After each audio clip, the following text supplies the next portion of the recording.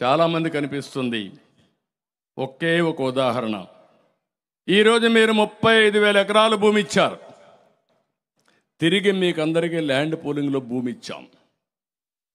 మిగిలిన భూమి ఇక్కడ కావాల్సిన రోడ్లకు కానీ, పార్కులకు కానీ, కొన్ని ప్రభుత్వ సంస్థలకు కానీ, కొన్ని ప్రైవేట్ సంస్థలు రావాలంటే వాళ్ళకి ఇవ్వడానికి కూడా భూమి పెట్టుకుని ఇంకా 8,000 నుంచి 10,000 ఎకరాలు మిగులుతుంది. ఆ 8,000 ఎకరాలు 10,000 ఎకరాలు అమ్మితే, ఒకప్పుడు నేను ఉన్నప్పుడైతే బిగినింగ్లోనే 10 కోట్ల ఎకరా అమ్మింది. ఇప్పుడు తగ్గిపోయింది, మళ్ళీ పెరుగుతూ ఉంది. నిన్న మొన్న పెరిగే సిమ్టమ్స్ కనపడొస్తున్నాయి. అంటే మళ్ళా తెలుగుదేశం జనసేన అధికారంలోకి వస్తుందని ప్రజలు కూడా నిర్ణయించుకున్నారు. అందుకే ఒక ఆశ కూడా పెరిగింది. కానీ ఇక్కడ మీరు గుర్తుపెట్టుకోవాల్సింది, ఆ 8,000 10,000 కోట్ల రూపాయలు 8,000 ఎకరాలు కానీ ఉంటే కొద్ది కొద్దిగా మనం అమ్ముకుంటూ ఉంటే, మార్కెట్ రేటుకి అమ్ముంటే 1,00,000 కోట్ల రూపాయల సంపద ఆ రోజుది. ఇదే 30 కోట్లకు అమ్మితే 3,00,000 కోట్ల సంపద. హైదరాబాద్లో మీరు ఒక్కసారి ఆలోచిస్తే, హైటెక్ సిటీ ఎదురుగా నేను మొట్టమొదటిసారిగా ప్రారంభించినప్పుడు ఎకరా 1,00,000 రూపాయలు. అలాంటిది ఈరోజు 100 కోట్ల రూపాయలు అమ్మే పరిస్థితికి వచ్చింది. అంటే ఎన్ని రెట్లో మీరు ఒక్కసారి ఆలోచించుకోవాలి. అది సంపద సృష్టించే మార్గం. ఒకసారి ఇక్కడ బిల్డింగ్స్ వచ్చినా, ఆఫీసులు వచ్చినా, హాస్పిటల్స్ వచ్చినా మళ్ళీ ప్రభుత్వ ఆదాయం పెరుగుతుంది. ప్రతి ఒక్కరికి ఉపాధి వస్తుంది.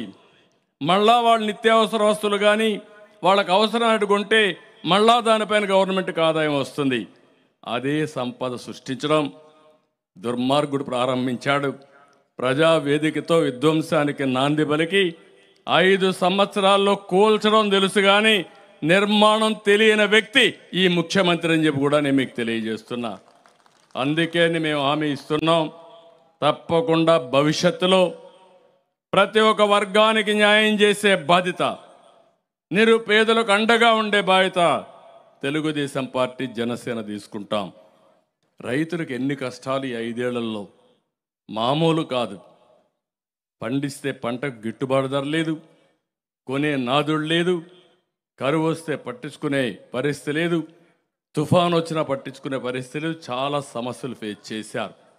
466 మండలాలు కరువు వస్తే 106 మండలాలని చెప్పి కేంద్ర సహాయం కూడా తీసుకొని దుర్మార్గమైన ప్రభుత్వం ఈ ప్రభుత్వం అని చెప్పి కూడా నేను మీకు తెలియజేస్తున్నా.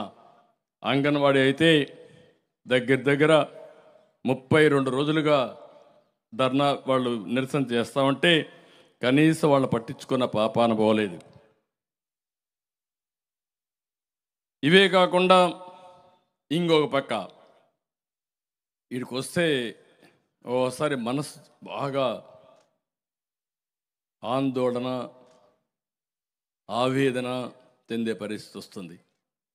5 ఏళ్లకు మునుపు కట్టిన బిల్డింగులన్నీ కడాన ఈ చట్టాలు ఏ విధంగా ఉంటాయంటే, నేను దానికి మొన్న ఒక కథ చెప్పాను. భస్మాసురుడు శివుడిని వరవడగుతాడు, పాపం బోళా శంకరుడు వరమిస్తాడు.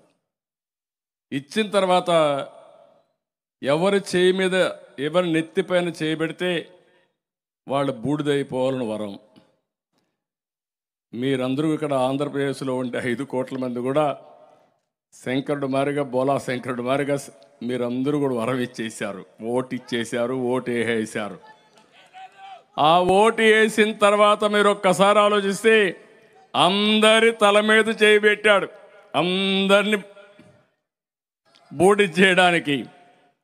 అప్పుడైతే ఆ భస్మాసురుడు శివుడైతే పారిపోయి దేవుడే పారిపోయాడు, మహావిష్ణు దగ్గర మొరబెట్టుకున్నాడు. నన్ను తప్పు అయిపోయింది, దుర్మార్గుడికి వరం ఇచ్చా కాబట్టి కాపాడని అంటే, ఆయన మళ్ళీ చూస్తే మీరు